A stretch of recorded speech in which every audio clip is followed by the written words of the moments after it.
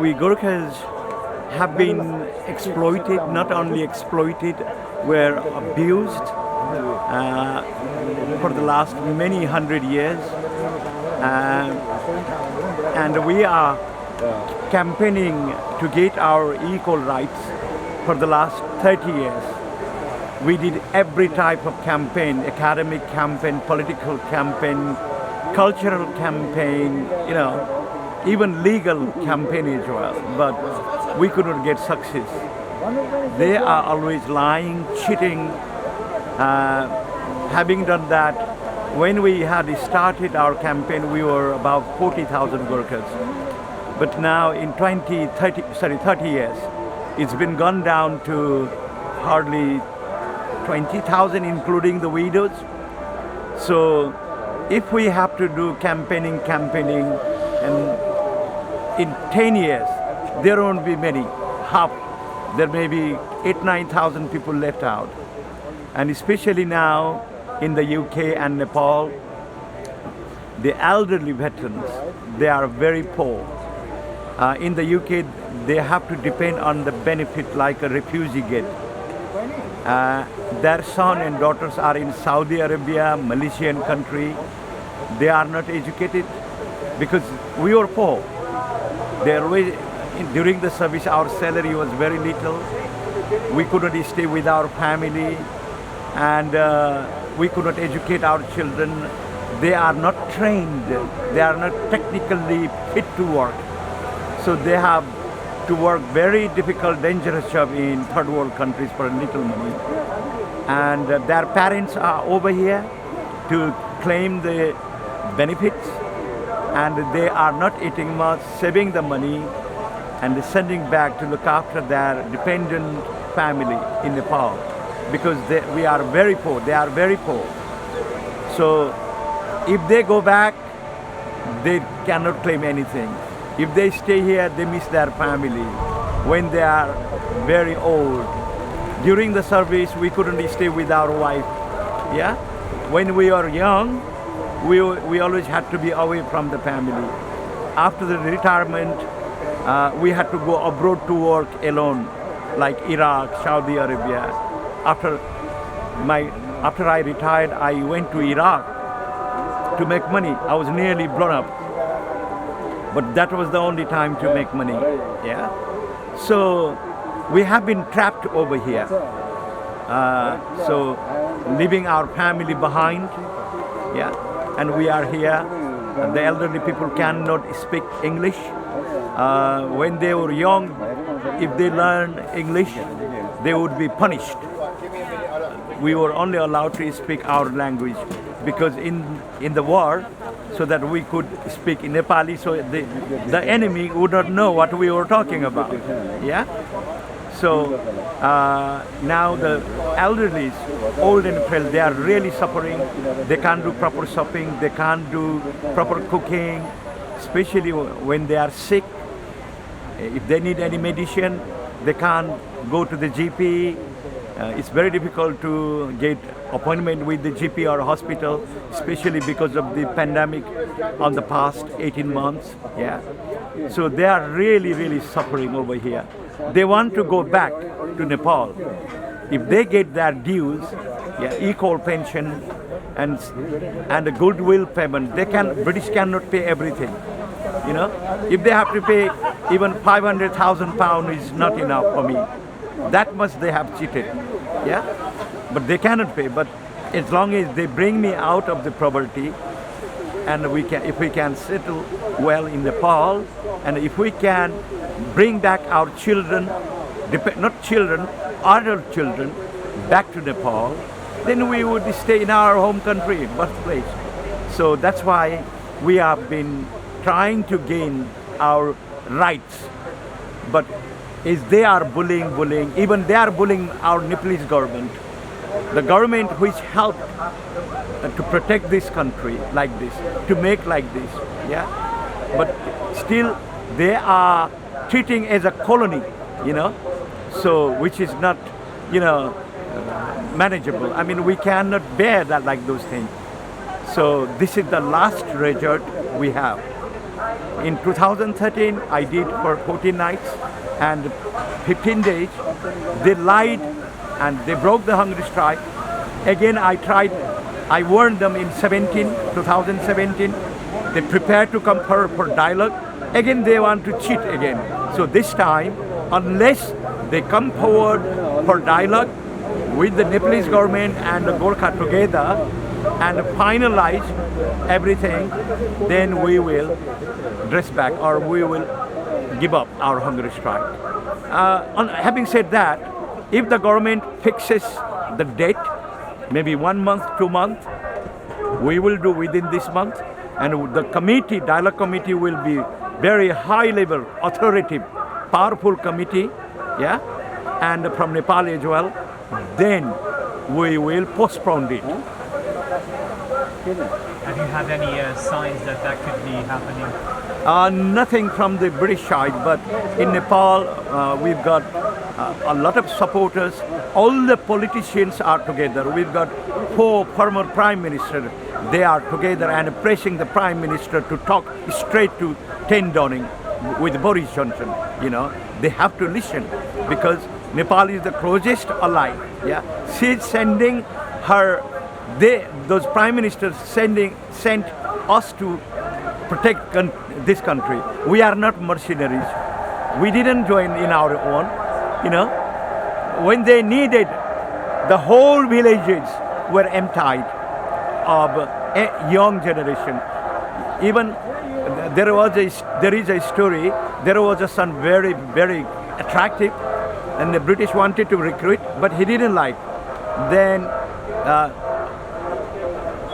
How can you join with us? And if you take my father, okay, I will go.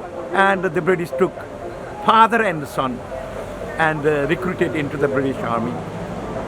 When they need, they bring everybody from Nepal, the youngster over 14 years to even 40 years old, 14 to 40 years old, as long as they can carry the rifle. When they don't need, when the war finishes, you know, when the peacetime comes, then they send back barefooted. That is what they have done to over 800,000 people. We did 17 nights of really hunger strike already to give them warning.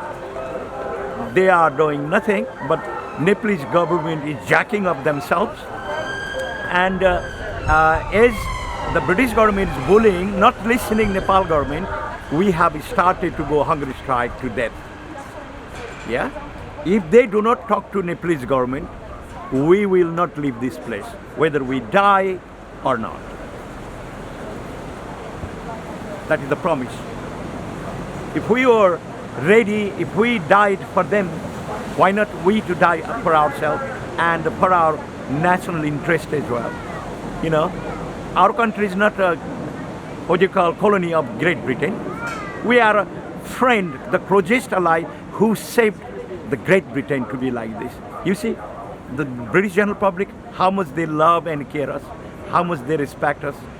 So, we want to maintain our dignity and respect, and we want to get our justice. We want to be treated equal to the British, nothing more. Nothing more. When treating us equal, they cannot give everything, as I give you the example. When I was retired, my pension was £47. I was warrant officer class 2 after 20 years of service. My counterpart used to get £800. You see, he took £70,000 as a lump sum, my counterpart British. I took 3,000. Would you believe that? What kind of explanation did they give you? No, you are Gurkha. I'm Gurkha. That's all. Actually, they are violating the treaty, what they had promised. In 1947, we have a tripartite agreement in between India, Britain and Nepal. That treaty clearly says that in all matters of promotion, welfare and other all facilities, Gurkha troops should be treated on the same footing as the parent army. India is treating, we have got 40,000 Gurkhas in India, yeah? They were treated equally, even better than the Indian, because the Gurkhas are from Nepal. Yeah, they had to travel. They have little more expense, to bear for Indian government. But when we are serving in the UK, many people died with malnutrition. I mean, they could not eat good food. They could not feed good food to their children. They could not send to the school or college. You see, they totally destroyed our social, political, financial structure. That's why we are in Nepal in minority. Like me, you cannot see any prime minister in the history yet. Not a good minister, not a judge, not a lawyer. We are only fit to join British Army or Indian Army or Nepal Army. That's all. They totally destroyed us.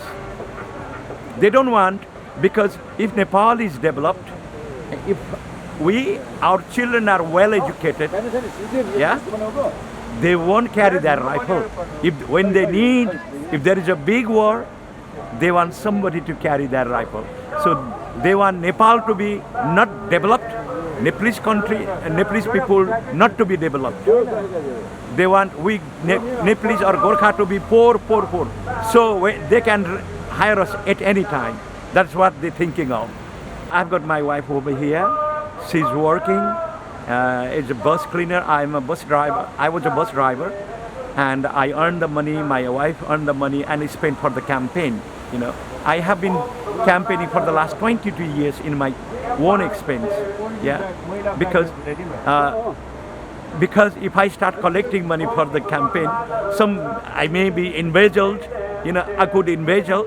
People may suspect. Yeah, so that I'm doing everything on my own. I sold everything, my father's property.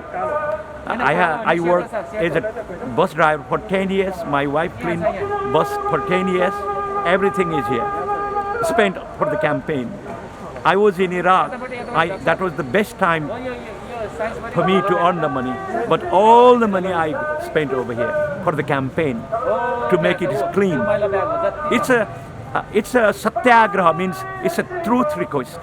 Very disciplined, spiritual, and very disciplined, so that the God will help us. Unless you are disciplined, yeah, if you do not believe on God, you cannot be successful. Yeah, that is what our belief.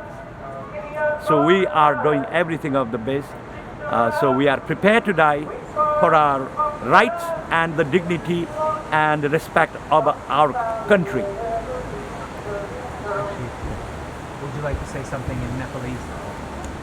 नेपालीमा मैले अब भन्नुपर्दा अहिले हामीहरू तलब भत्ता सुविधाको लागि मात्र लडेको होइन, हामीहरूको समान अधिकार सहित राष्ट्रको, नेपाल राष्ट्रको इज्जत, प्रतिष्ठा र सम्मानको लागि लडेका हौं, जहाँ कि ब्रिटेनले हामीलाई एउटा कोलोनीको हिसाबले व्यवहार गरिरहेको छ.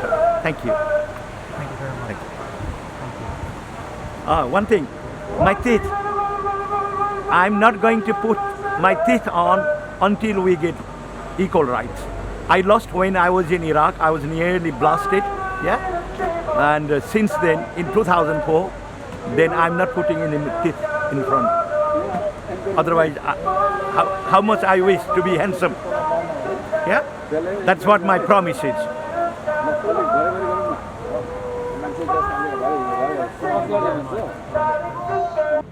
We cannot do nothing. We will not be silenced. We are your